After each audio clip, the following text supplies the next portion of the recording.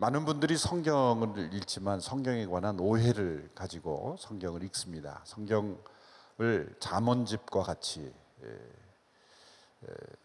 어디를 펴든 그 한 구절 한 구절이 나에게 곧바로 교훈을 주는 그런 잠언집의 그런 편집된 것으로 생각할 때가 많습니다.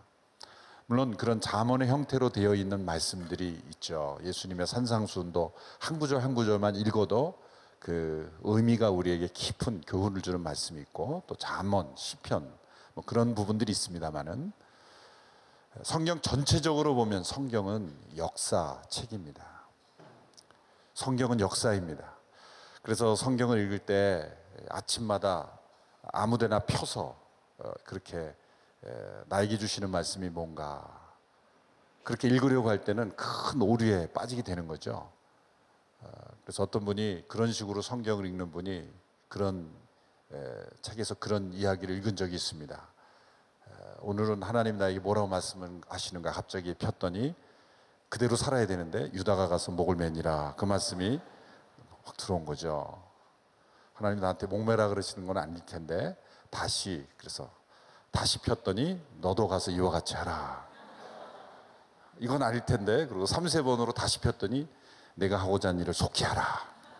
이런 식으로 하나님 말씀을 보고 우리가 살아갈 수는 없는 거죠. 성경은 역사입니다. 흐름이 있습니다. 그리고 원인이 있고 결과가 있고 그 역사를 움직여 가시는 하나님의 말씀이 있습니다. 그 하나님께서 역사를 통해서 우리에게 주시는 그 놀라운 그 역사의 목적은 바로 구원입니다. 일반 세상에서 이루어지는 많은 그러한 일들을 다 기록한 책이 아니고, 세속 역사와는 다른 관점, 다른 목적을 가지고 쓰여진 역사, 그것은 바로 구원 역사죠. 인간을 구원하시기 위해서 하나님께서 인간의 죄를 어떻게 해결하시고 은혜 베푸셨는가라고 하는 은혜의 역사입니다. 이 하나님의 구원 역사를 움직이는 이 수레바퀴와 같이 그 역사의 그 동력이 되는, 그 역사를 움직이는 동력이 되는 하나님의 말씀들이 바로 언약이라는 형태로 주어져 있는 것이죠. 이 성경의 구원 역사가 움직여가는 그 중요한 결정적인 순간들, 그 결정적인 순간들, 영어로 defining moment라고 하죠. 그 결정적인 순간들을 보면 하나님의 언약이 주어졌습니다. 아담 이래로 하나님께서 택하여 부르신, 그리고 그 사람들에게 주신 말씀들을 보면 한결같이 하나님은 약속을 주셨습니다.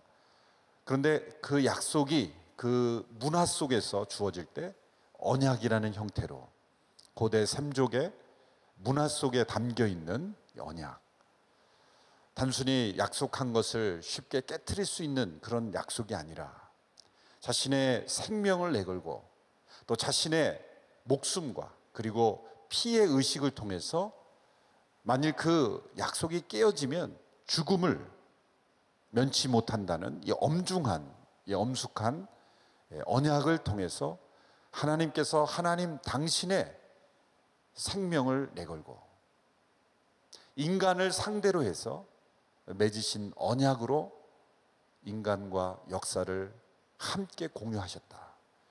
이것이 얼마나 놀라운 은혜입니까? 하늘에 그냥 계셔도 되시는 하나님이, 스스로 존재하실 수 있는 하나님이, 그 어떤 부족함도 어떤 필요도 존재하시지 않으시는 그 하나님이 인간을 창조하시고 타락한 인간과 언약을 맺으심으로 그 인간을 구원하시고 그 인간을 회복시키셔서 그 인간과 더불어 친밀한 교제를 나누기를 원하시는 그 하나님의 놀라우신 은혜가 이 성경 역사에 나타나 있는 것입니다. 하나님이 아담을 창조하셔서 이 창조의 목적을 선포하셨죠. 땅에 충만하고 그리고 땅을 정복하고 만물을 다스릴 수 있는 권세를 주셨습니다만, 아담과 하와가 타락함으로 그 하나님께서 맡기신 그 청지기의 직의 직분을 잃어버렸습니다. 그 이후로 아담 안에서 태어나는 자손들이 타락하게 되었죠. 죄가 들어온 세상, 하나님이 아무리 은혜로우신 분이라도 진리가 아닌 것은 죄를 하나님이 품으실 수는 없는 거죠. 하나님의 은혜는 그 죄를 해결하고 합당한 진리 안에 있을 때 하나님은 그들을 품고 그들을 회복시킬 수가 있는 것이죠. 그래서 하나님은 심판하실 수밖에 없는 것입니다. 노아의 시대에 온 세상 사람들이 다 죄악으로 간영하고 하나님이 그 땅을 심판하시게 되죠. 그러나 하나님은 은혜로우셔서 그 심판 가운데서 노아의 가족들을 남겨두셨죠. 하나님이 노아만 선택하시고 아무에게도 알리지 않은 것이 아니라 노아를 통해서 그 시대 사람들에게, 그 노아의 가족을 통해서, 아니 에녹, 그 노아의 4대 이전의 조상이었던 에녹 시대부터 심판을 예언하셨죠. 적어도 1000년 이상의 기간을 통해서 장차 하나님께서 세상을 심판하실 것을 예언하셨지만 사람들은 듣지 않았죠. 결국 남은 노아의 가족들만 방주로 구원을 받았습니다. 하나님이 이 땅을 심판하시되 하나님께서 주신 이 심판을 받아들이고 하나님의 말씀을 믿음으로 응답한 자들을 구원하셨어요. 그래서 이 역사에 창세기 1장부터 나타난 이 노아의 홍수 시대까지 나타난 역사를 보면 하나님이 창조하시고 인간은 타락하였고 그리고 하나님은 심판과 구원을 행하셨다라는 이 하나의 역사의 사이클이 나타나죠. 살아남은 노아의 후손들이 어땠습니까? 하나님은 노아를 통해서 새로운 언약을 주셨죠. 노아에게 주신 이 언약을 보면은 마치 아담에게 주신 언약과 동일합니다. 창세기 9장에 보면 하나님께서 노아에게 새로운 인류의 조상이 된 이 노아, 모두가 다 멸절당하고 살아남은 구원받은 이 노아를 통해서 새로운 역사를 시작하십니다. 그리고 이렇게 말씀하십니다. 땅을 정복하고 땅에 충만하라. 아담에게 주셨던 그 명령을 동일하게 반복하시는 거예요. 새로운 인류가 시작된 것처럼 하나님은 노아와 언약을 맺으십니다. 그 언약을 우리는 무지개 언약이라고 부르기도 하죠. 그러면서 이 땅을 보존해 주실 것을 약속해 주셨어요. 하나님이 정하신 목적이 다 이루기까지 이 땅에 계절이 있고 그리고 심음과 거둠이 있는, 그래서 지금 우리가 이 세상에 계절이 약간씩 지구 곳곳에 다르기도 하지만 이 지구상에 계절이 있고 우리가 보존되는 이 자연 파괴된 질서지만 이 자연 질서가 보존되는 것은 하나님께서 노아와 맺으신 언약을 지금도 지키고 계신 거예요. 하나님이 노아를 통해서 주신 언약을 지금도 지키고 계시기 때문에 이 세상에 이 만물의 질서가 보존되는 것입니다. 그것을 무지개를 통해서 하나님께서 무지개를 통해서 그 언약을 상징해 주셨죠. 노아의 후손들이 살아남아 새로운 인류가 시작이 됐지만 노아의 후손들을 보면 어떻게 됐습니까? 그들은 변화되지 않았습니다. 하나님의 은혜로 그들을 보존하셨지만, 그리고 그 땅을 보존하시고 살아갈 수 있도록 새로운 명령을 주셨지만 그 노아의 후손들은 변화되지 않았어요.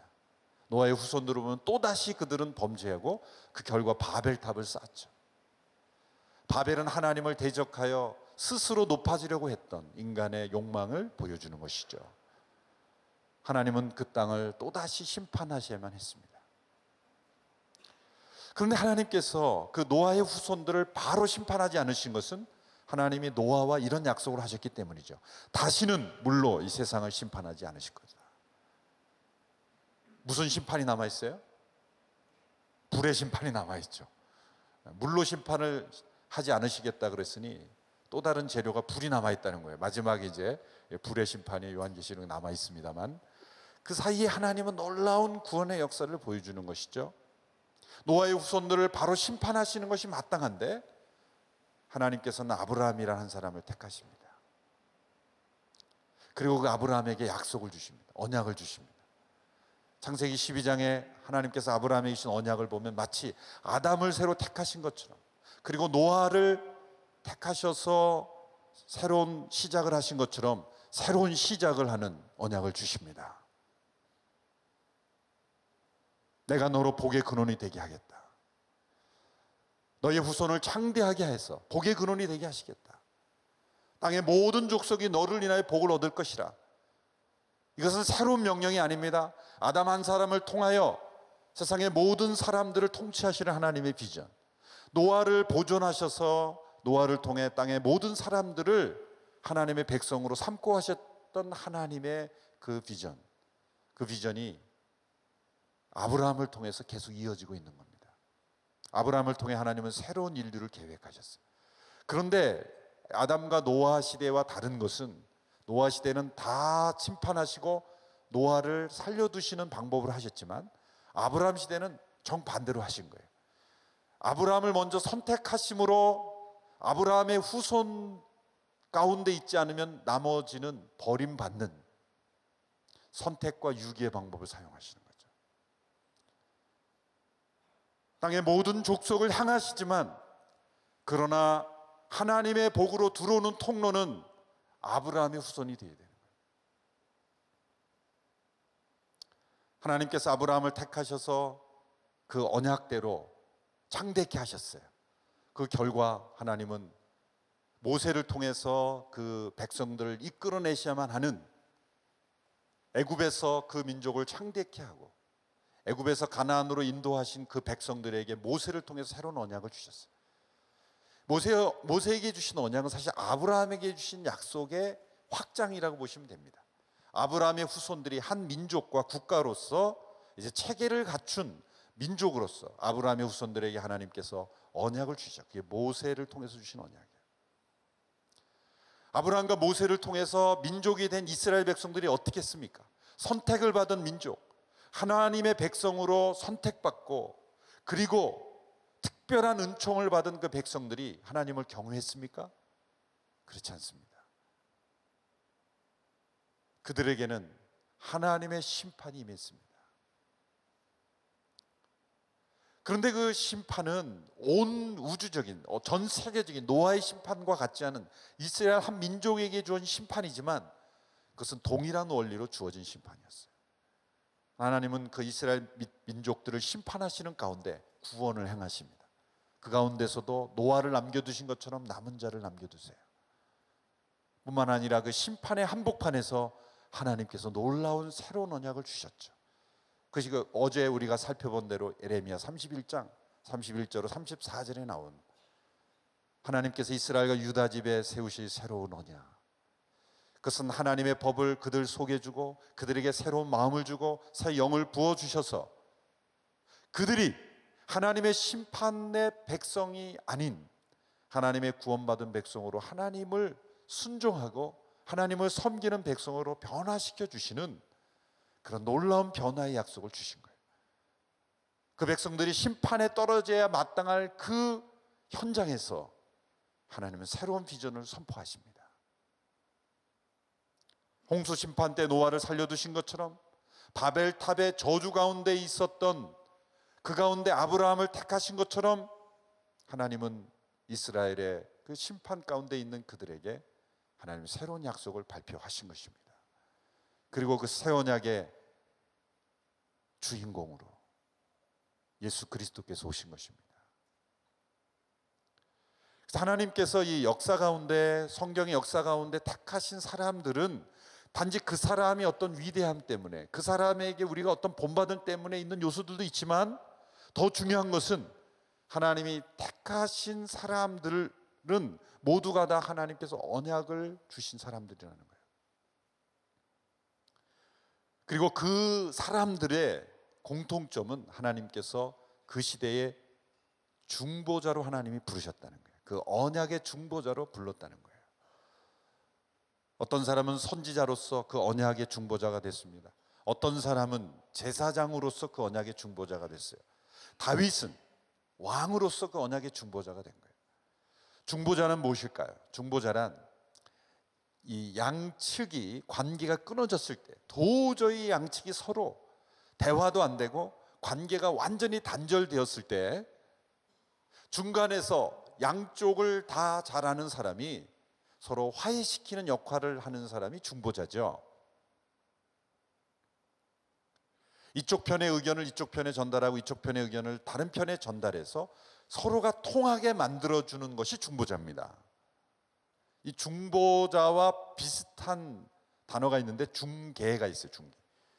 중개는 어떤 거냐면 양쪽을 똑같은 역할을 하는데 그것을 통해서 이익을 얻는 사람은 중개고, 양쪽을 연결시키면서 자기가 희생함으로써 양쪽을 연결시키는 역할은 중보자입니다. 근데 중개와 중보는 다릅니다. 이 세상에 모든 사람들은 서로 양쪽을 화해시키는 것처럼 하면서, 연결시키는 것처럼 하면서 이득을 취하는 사람들로 가득합니다. 이 세상은 전부 중개자들로 가득 차요. 그러나 중보자는 뭡니까? 자신을 희생함으로써 양측을 화해시키고 화목하게 하고 하나 되게 하고 서로 통하게 하는 역할을 하는 것이 바로 중보자입니다. 하나님께서 노아를 하나님과 인간 사이의 중보자로 택하셨죠. 하나님의 심판의 계시를 증거하는 에녹과 그 후손들, 노아의 시대에 이르기까지 이 유다서에 보면은 그 에녹이 선지자 역할을 했다 그랬어요. 선지자였어요. 찬송가에 보면 옛날 선지 에녹같이 그렇게 나오잖아요. 선지자의 역할을, 하나님을 대신해서 인간 편에 하나님의 뜻을 전달함으로 하나님께로 돌아오게 화목하게 하는 역할을 했던 사람들이에요. 노아도 선지자 역할을 했던 사람. 어떤 의미에서 아브라함도 선지자 역할을 했던 사람. 아브라함을 통해서 하나님께로 나오게 하는 것이죠. 모세도 선지자 역할을 했던 사람이에요. 그래서 예수님을 모세와 비교하면 모세와 같은 선지자가 나올 것이다, 그런 예언이 나오잖아요. 다윗은 왕으로서 그 중보자의 역할을 하러 세상에 오신 거예요. 하나님께서 이 많은 그 역사에서 이 언약의 중보자들을 택하심으로써 언약을 주셨지만 그 언약의 목적은 변하지 않습니다. 놀라운 것은 각 시대 사람들이 받았던 노아, 아브라함, 그리고 모세, 다윗, 이런 사람들이 각기 다른 시대에 하나님으로부터 언약을 받고 쓰임을 받았지만 그 목적은 동일합니다. 왜 그럴까요? 그들과 언약을 맺으신 하나님이 동일하신 분이기 때문에요. 그 목표는 뭐냐면 저희는 나의 백성이 되고 그리고 나는 저희의 하나님이 되리라, 이 말씀이에요. 아브라함에게 주신 약속 한번 볼까요? 성경 몇 구절만 한번 같이 읽어보겠습니다. 창세기 17장 8절의 말씀을 우리 같이 한번 읽어보실까요? 창세기, 아브라함에게 주신 언약 가운데 있는 목적이 나와 있는 말씀입니다. 같이 읽어볼까요? 시작. 내가 지금 나그네로 있는 이 가나안 온 땅을 내가 너와 내 자손에게 주어 영원한 소유물이 되게 하고 나는 그들의 하나님이 될 것이다. 이 단어가 아주 중요해요. 앞으로 여러분 성경을 읽으면서 나는 그들의 하나님이 될 것이다, 그들은 나의 백성이 될 것이다, 그 구절이 나오면 밑줄을 쳐놓으면서 여러분 기억하시길 바랍니다. 아브라함에게 하나님이 주신 목적은, 그리고 가나안 땅을 주셔서 그들에게 자손을 창대케 하신 것은 그들이 나의 백성이 되게 하시고, 그리고 하나님이 그들의 하나님이 되게 하시기 위함입니다. 또 어제 말씀 함께 살펴봤던 말씀, 예레미야 31장 33절의 말씀을 다시 한번 읽어보겠습니다. 같이 읽습니다. 시작. 여호와의 말이다. 이것이 내가 그날들 후에 이스라엘 집과 맺을 언약이다. 내가 내 율법을 그들의 생각 속에 주고 그들의 마음에 기록할 것이다. 그리하여 나는 그들의 하나님이 되고 그들은 내 백성이 될 것이다. 나는 그들의 하나님이 되고 그들은 내 백성이 될 것이다. 또 다른 말씀, 에스겔서에 나타난 새 언약의 말씀입니다. 36장 27절 28절 같이 읽습니다. 시작. 그리고 내가 내 성령을 너희 안에 주어서 너희로 하여금 내 법령을 따르며 내 규례를 지키고 행하게 만들 것이다. 그리고 너희는 내가 너희 조상들에게 준 그 땅에서 살게 될 것이다. 그러면 너희는 내 백성이 되고 나는 너희의 하나님이 될 것이다. 계속해서 반복해서 나오죠. 마지막에 이 하나님께서 이루실 구원이 완성될 새하늘과 새 땅의 모습을 요한계시록 21장 3절에서 이렇게 묘사하고 있습니다. 우리 같이 한번 읽어보겠습니다. 시작. 그리고 나는 보좌에서 큰 음성이 말씀하시는 것을 들었습니다. 보아라, 하나님의 장막이 사람들과 함께 있으니 그분께서 그들과 함께 거하실 것이다. 그들은 그분의 백성이 되고 하나님께서 친히 그들과 함께 계실 것이다. 어린 양으로 구속받은 그 백성들은 하나님의 백성이 되고 하나님이 그들의 하나님이 되리라. 너무나 단순한 말씀 같죠? 그러나 하나님이 언약을 통해 우리에게 은혜를 베풀어 주셔서 우리를 구속하신 목적이 무엇입니까? 우리가 하나님의 백성이 되고 하나님이 우리의 하나님이 되시는 거예요. 최고의 은혜는 뭡니까? 하나님이 나의 하나님이 되시는 거예요. 그리고 내가 하나님의 백성이 되는 것입니다. 이스라엘 백성들을 이끌어 가나안에서 이끌어내시고 나서 출애굽기 19장 4절을 이렇게 말씀하셨죠. 온 세상이 다 내게 속하였으나 너희는 특별히 나에게 속한 나의 소유된 백성이다. 거룩한 나라요, 하나님께 특별히 속해진 백성. 하나님은 우리 하나님이 되기를 원하십니다. 그리고 우리는 그분의 백성이 되는 것입니다. 하나님께서 은혜 베푸셔서 우리 하나님이 되기를 원하시는 거예요. 그런데 하나님이 우리 하나님이 되고 우리가 그분의 백성이 되는 데는 장애물이 있는 것입니다. 하나님과 우리 사이가 단절이 되어 있는 거죠. 하나님이 은혜로 우리를 품으시려고 해도 우리 안에 있는 진리가 아닌 죄와 거짓과 불의 때문에 하나님이 우리 하나님이 되실 수가 없는 거예요. 왜? 우리 안에 있는 죄 때문에 관계가 끊어져 있는 거예요. 하나님이 우리의 말씀하셔도 들을 수가 없고, 우리가 하나님 앞에 가까이 나가려도 우리는 두려워서 가까이 나갈 수가 없는 거예요. 그래서 이 신명기 5장에 보면 이스라엘 백성들이 그 하나님께서 불로 임하시니까 두려워서 모세를 떠미듯이 우리는 두려워서 죽기 싫으니 당신이 우리의 중보자가 되어서 하나님 뭐라고 말씀하니 듣고 우리에게 전해달라. 그렇게 중보자로 백성들이 세워지는 것을 볼 수가 있어요. 감히 하나님 앞에 나아갈 수 없는 우리는 중보자가 필요한 거예요. 하나님과 인간 사이에 중보자가 필요한 것입니다. 하나님 편에서 인간에게 하나님의 뜻을 전달하고 인간을 대신해서 하나님 앞에 나아가 인간을 변호할 중보자가 필요한 거예요. 놀랍게도 하나님은 하나님의 아들 예수 그리스도를 세상에 보내셔서 하나님과 우리 사이의 중보자로 예수 그리스도를 세우신 것입니다. 그것이 은혜입니다.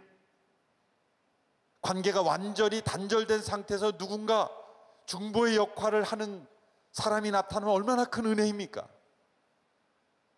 하나님과 우리 사이에 끊어진 관계를 연결시켜주기 위해서 하나님께서 우리에게 중보자로 보내신 분이 바로 예수 그리스도세요. 다리의 역할을 해주시고 하나님과 우리 사이를 연결시켜주고 화목시켜주고 화해시켜주시는 역할로 예수님이 우리에게 오신 것입니다. 오늘 본문 15절의 말씀을 보십시오. 예수님이 우리에게 중보자가 되신다고 말씀합니다. 15절의 말씀을 우리 같이 한번 읽어보시겠습니다. 시작. 그러므로 그리스도께서는 새 언약의 중보자십니다. 그분은 첫 언약 아래서 저지른 죄들을 대속하려고 죽으심으로써 영원한 유업을 얻기 위해 부름받은 사람들로 하여금 약속을 받게 하셨습니다. 그리스도께서는 새 언약의 중보자이십니다. 아브라함과 모세, 다윗 이러한 사람들은 때로 선지자로, 제사장으로, 왕으로, 중보자로 부름을 받았지만 그들의 중보로는 안 되는 것입니다. 왜일까요? 하나님의 계시를 받고 때로 인간에게 그 뜻을 전하지만 왜곡되어 전달되는 때도 있어요. 모세가 하나님께서 물을 주라 그랬는데 이 모세는 혈기를 부려서 바위로 2번 치면서 하나님의 마음을 왜곡했죠. 중보자의 역할을 감당하지 못한 거예요. 그래서 너는 가나안 땅에 들어갈 수 없다. 왜? 중보를 못했기 때문이에요. 제대로 못했기 때문에. 어떤 때는 백성들을 대신해서 하나님 앞에 기도함으로써, 중보 기도를 함으로써 내가 하나님 나를 버릴지라도, 내가 끊어질지라도 이 백성을 구원해달라고 그렇게 참된 중보자의 마음으로 나가서 하나님의 마음을 움직이는 때도 있었지만, 그러나 모세 자신도 중보자가 필요한 존재이기에 온전한 중보자가 될 수 없었던 겁니다. 다윗도 마찬가지입니다. 하나님의 마음에 합한 다윗이었지만 그도 역시 죄인이었기에 하나님의 온전한 중보자로 쓰임받을 수가 없었던 것입니다. 사람은, 죄에 빠진 인간은 중보자가 될 수 없었기에 죄 없는 하나님의 아들이신 그리스도께서 우리의 중보자가 되신 것입니다.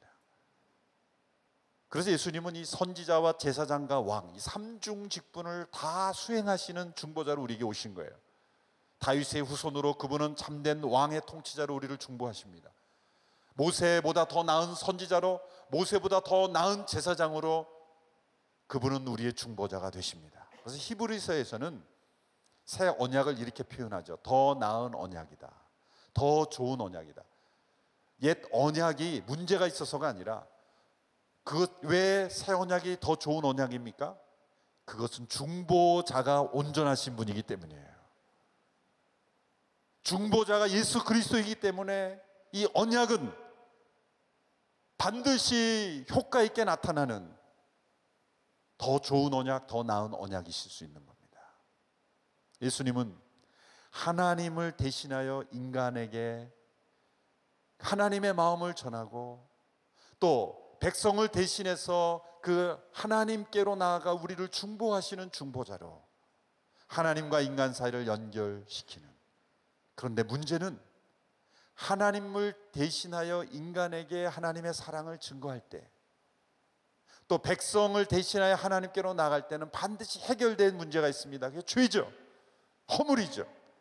하나님과 인간 사이를 가로막는 그 죄의 문제를 해결하지 않고는 중보가 이루어지지 않는 것입니다. 참된 중보자는 희생이 필요한 겁니다.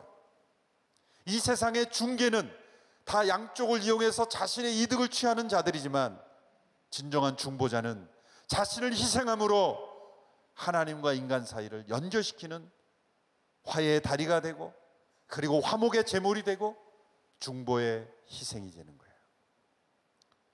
예수님은 대제사장으로 이 세상에 임명을 받으셨지만, 그것은 종교적 의식으로 단지 겉모습만 수행하는 그런 제사장이 아니라 대속 제물로서 자신을 희생하는 중보자로 오신 것입니다. 오늘 본문 15절에 보면 이렇게 되어 있죠. 그분은 첫 언약 아래서 저지른 죄들을 대속하려고 죽으심으로써. 이 말이 무슨 뜻입니까? 예수님이 이 세상에 오신 것은 첫 번 언약, 이전의 모든 언약이 주어지는 저주가 있는 겁니다.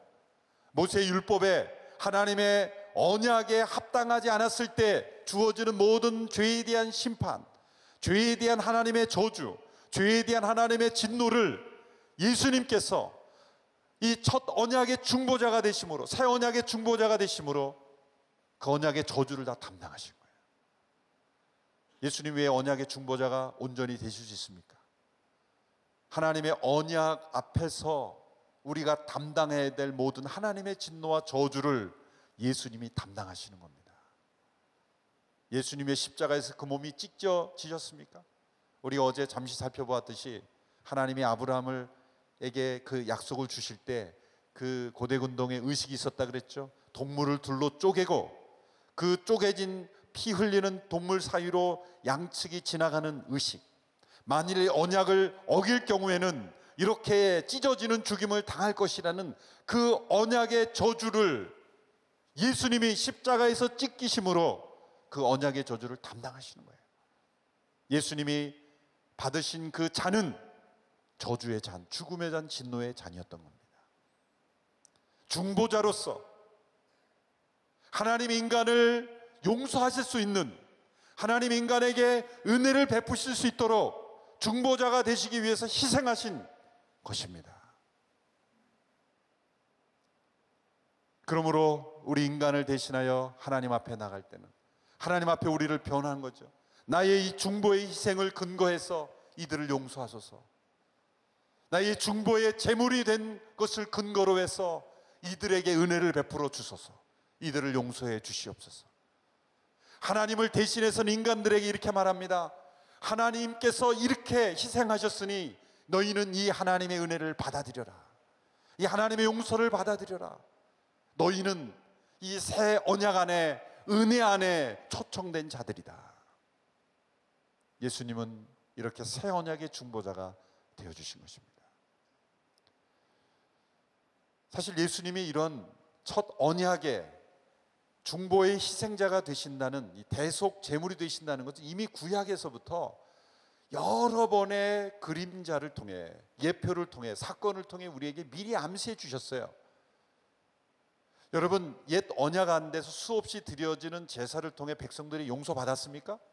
용서받았어요. 그런데 사실은 동물의 피 때문에 용서받은 게 아닙니다. 사실은 장차 대속의 희생제물이 되실 예수 그리스도를 내다보는 믿음, 하나님께서 장차 중보자의 희생물이 되실 예수 그리스도를 내다보시면서 용서하신 것이지 동물의 피에 효력이 있어서 용서하신 게 아닙니다. 사실은. 하나님의 마음속에는 이미 새 언약의 중보자로 희생당하실 예수 그리스도를 내다보신 거예요. 그래서 용서하신 거예요. 구약 성경 전체에 사실은 이 대속의 희생이 되신 새 언약의 중보자 같은 예수님을 미리 보여주는 그림이 얼마나 많은지 모릅니다. 창세기 3장에 아담과 하와가 타락했을 때, 하나님으로부터 숨었을 때 하나님께서 그들의 무화과 나무로 입힌 옷을 벗기고 가죽옷을 입히죠. 가죽옷이라는 게 뭐예요? 희생이라는 거죠. 가죽이 생겨나려면 희생, 그냥 질기니까, 영구적이니까 가죽을 입혀주신 게 아니에요. 나뭇잎으로 된 옷은 금방 떨어지고 가죽옷은 튼튼하니까 하나님이 튼튼한 거, 그런 의미가 아니라 한 가죽이 생겨났다는 것은 한 생물이 희생됐다는 거예요. 희생의 제물이 있어야 너희 죄가 덮어진다는 것을 암시하시는 거예요. 창세기 22장에 하나님께서 그 아브라함에게 이삭을 바치라 그러죠. 왜 하나님께서 뜬금없이 아들을 바치라 그럴까요? 놀라운 것은 아브라함이 순종했다는 거죠. 그래서 아브라함이 이삭을 내리치려고 할 때 아브라함아 아브라함아 내가 나를 순종하는 줄 알았으니 이제 그만하여라고 말했죠. 우리는 대부분 거기서 이 장면을 끝내버려요. 그러나 그 장면에서 가장 중요한 것은, 클라이막스는 아브라함이 이삭을 내리친 걸 중단하는 게 아닙니다. 그리고 영국을 끝내는 건 성경을 진짜 잘못 본 거예요. 더 중요한 것은 그 다음에 일어난 사건입니다. 그 다음에 일어난 사건은 뭡니까? 그 이삭을 대신하는 어린 양이 수풀에 걸려 있어서 이삭을 대신하여 그 양으로 제사로 드려지는 거예요. 그러니까 이삭은 죽은 겁니까? 안 죽은 겁니까? 죽은 겁니다. 하나님으로 볼 때는. 그 제사는 중지된 게 아니라 완성된 겁니다. 단 제물이 바뀌었을 뿐이에요. 약속의 자녀인 이삭을 대신하여 어린 양이 희생당함으로 하나님이 요구하시는 제사가 완성된 겁니다. 그것은 이스라엘 백성들이 출애굽할 때 하나님이 말씀하신 대로 어린 양의 피를 좌우인방과 물솔지에 바르면 모든 장자가 죽임을 당하지 않고 그 피를 보고 넘어가시는 유월하심으로써 그 양의 피가 대신하는 장자를 구속하시는 장면에서 나타나요. 성경 전체에 하나님께서 장차 오실 새 언약의 중보자의 대속을 통해, 희생을 통해서 하나님이 우리를 은혜 베풀어 주시고 무조건적인 용서를 베풀어 주시고, 우리가 아무리 부족하고 연약해도 우리에게 은혜 베풀어 주신, 은혜가 우리에게 베풀어 주신다는 것은 새 언약의 중보자가 되신 예수 그리스도께서 오셨기 때문입니다. 이 새 언약의 은혜가 오늘 본문에는 두 가지로 나타나 있어요. 첫 번째는 오늘 본문 9절과 14절에 나와 있습니다. 우리 같이 한번 읽어보실까요? 9절과 14절 이어서 읽겠습니다. 시작. 히브리서 9장 9절. 이 장막은 현 세대를 위한 비유입니다. 이에 따라 드려진 예물과 제물은 제사하는 사람의 양심을 온전케 할 수 없습니다. 옛 언약 안에서는 양심을 온전케 할 수 없었어요. 14절의 말씀이 있습니다. 시작. 하물며 영원하신 성령을 통해 흠없는 자신을 하나님께 드리신 그리스도의 피가 더욱 우리의 양심을 죽은 행실에서 깨끗하게 해 살아계신 하나님을 섬기게 하지 않겠습니까? 옛 언약 아래서 이루어질 수 없었던 그 은혜가 새 언약에서 주어진 것이 뭡니까? 그리스도의 대속의 제물을 통해, 희생을 통해 우리의 양심이 온전히 살아나는 겁니다. 우리의 양심이 살아났다는 것은 이제 스스로 자발적으로 하나님을 사랑하고 하나님을 섬기고 하나님을 경외하고 하나님께 복종하는 백성으로 변화되었다는 거예요. 에스겔서에 보면은 이 새 언약의 은혜를 이렇게 표현합니다. 죄를 범치 말라, 죄를 범치 말라, 그렇게 말할 필요가 없다. 왜? 이제는 그들이 스스로 자신의 죄를 밉게 보기 때문이다. 어제 말씀드린 대로 너희들은 여호와를 알아야 된다 말하지 않고 이미 알고 있는 것이다.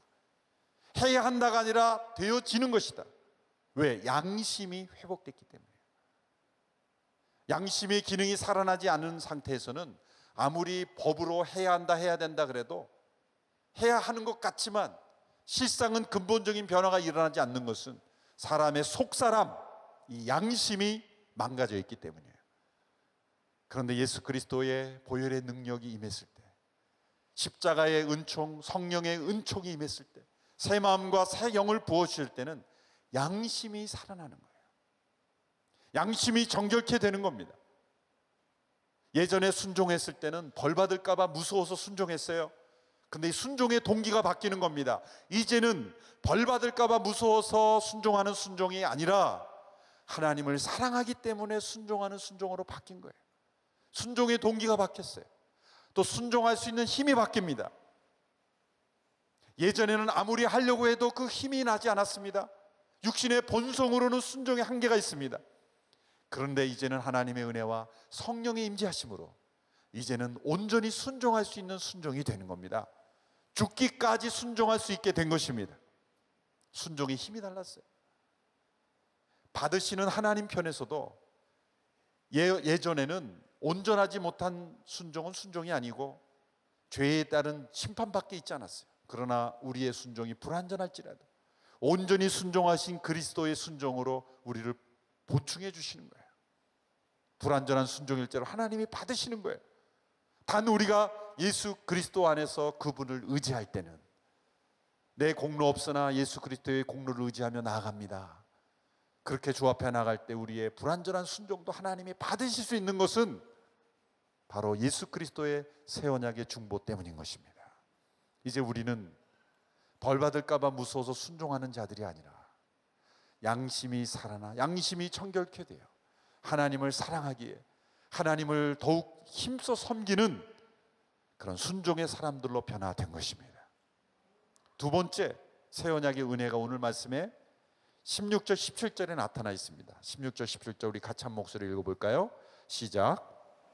유언이 있는 곳에는 그 유언한 사람의 죽음이 있어야 합니다. 이는 유언은 죽음이 있어야 효력을 나타낼 수 있고 유언한 사람이 살아있는 동안에는 아무 효력이 없기 때문이다. 이 말씀을 왜 합니까? 새 언약의 중보자로서 우리를 대신하여 십자가에 죽으신 예수님의 죽음이 우리에게 어떤 축복을 가져다 오냐면 새 언약의 모든 축복들을 우리에게 유업으로 주신다는 거예요. 유언이 되었다는 거예요. 새 언약이 우리에게 유언이 되었다는 거예요. 근데 유언은 뭡니까? 유언한 사람이 죽음과 동시에 효력을 발생하죠. 새 언약의 모든 효과는 예수님의 죽음을 통해서 우리에게 효과를 발휘하는 유언처럼 됐다는 거예요. 그래서 우리가 성경을 올드 테스터먼트, 뉴 테스터먼트 그러죠. 테스터먼트는 사실 유언이라는 성격이 강한 거잖아요. 우리에게 새 언약의 모든 축복이 유언이 된 거예요. 예수님의 그 유언의 효력은 어디에 나타납니까? 우리에게 이 새 언약의 모든 축복을 약속하신 거예요. 우리는 하나님의 자녀임과 동시에 하나님의 상속자가 된 것입니다. 하나님의 상속자가 된 거예요. 에베소 1장 18절에서는 우리에게 예비된 이 유업이 얼마나 영광스러운지를 우리가 알게 되기를 원한다고 말씀하십니다. 베드로전서 1장 4절에서는 여러분을 위해 하늘에 쌓아둔 썩지 않고 더러워지지 않고 쇠하지 않는 유업을 얻게 하셨다. 여러분, 우리는 엄청난 유산이 약속되어 있어요. 믿으십니까? 이 세상에 유산 없다고 슬퍼하지 마십시오. 비교할 수 없는 영광스러운 유산이 우리에게 약속되어 있어요. 예수님이 유언하셨어요. 예수님이 새 언약의 모든 축복을 그분의 죽음과 동시에 우리에게 유언으로 주어진 것입니다. 그 유언장이 성경이에요. 신약이에요. 그 유언장을 보면 우리에게 약속된 이 엄청난 유산이 뭔지를 여러분 우리에게 확인시켜 주시는 것입니다. 여러분이 세상의 유산으로 싸우지 않게 되기를 축원합니다. 세상의 유산은 세상에 묻어두고 우리에게 약속된 영원한 유산, 영원한 유업을 바라보면 새 언약의 백성으로 우리가 승리하며 살아갈 수 있게 되기를 축원합니다. 우리는 영광스러운 유산을 선물로 약속받은 사람들입니다. 이것이 새 언약의 은혜입니다. 예수님이 새 언약의 중보자가 되심으로 우리는 이 놀라운 축복을 받았어요. 이 새 언약의 은혜로 이 2014년도를 은혜와 진리로 승리하며 살아가는 우리 모든 성도들 다 될 수 있게 되기를 주님의 이름으로 축원합니다.